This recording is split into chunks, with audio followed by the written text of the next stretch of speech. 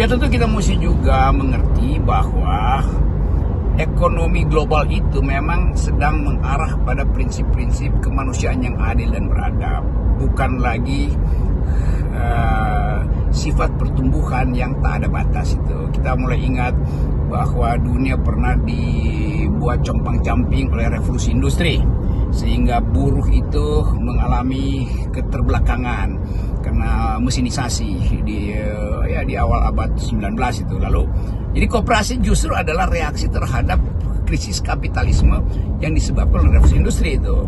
Kalangan sosialis Eropa, Inggris terutama, sama siapa namanya itu, Robert Owen itu memulai upaya untuk memproteksi buruh karena kesulitan akibat PHK pada waktu itu, karena mulai terjadi industrialisasi itu. Nah, ide yang sama itu masuk ke Indonesia melalui pasti partai-partai kiri itu, partai-partai liberal di Eropa tuh, yang bukan partai liberal, partai buruh, partai-partai sosial demokrat di Eropa. Jadi ide itu masuk juga pada ya kira-kira tahun yang sama, 1800 sekian lah itu, karena revolusi industri juga efeknya itu terlihat di awal 1800-an, dan kita mengerti bahwa kaum liberal di Eropa itu mulai merasa bahwa harus ada di Indonesia jadi politik etis, itu yang saya maksud itu. Jadi semacam upaya untuk mulai menghargai rakyat, bukan lagi menghargai VOC itu. Jadi ide itu akhirnya masuk ke Indonesia. Tentu banyak yang membawa ide itu ke Indonesia. Yang kita ingat adalah Muhammad Hatta tuh.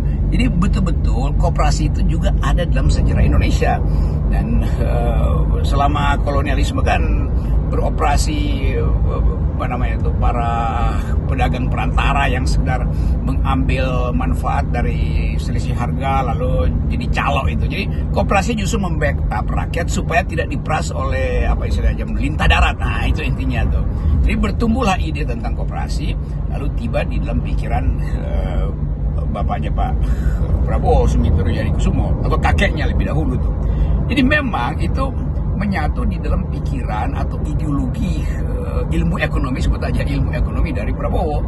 Nah, momentum itu dah tiba ketika Prabowo mendeklarasikan gerakan koperasi yang disebut Koperasi Merah Putih. Jadi saya kira dua hal tadi, pertama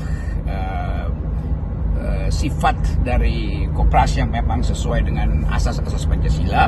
Yang kedua, momentum ketika ekonomi dunia itu masuk di dalam saling proteksi itu, sehingga kemandirian diperlukan. Saya kira itu poin penting juga untuk dipersoalkan oleh forum ini itu, Indonesia Leaders Talk.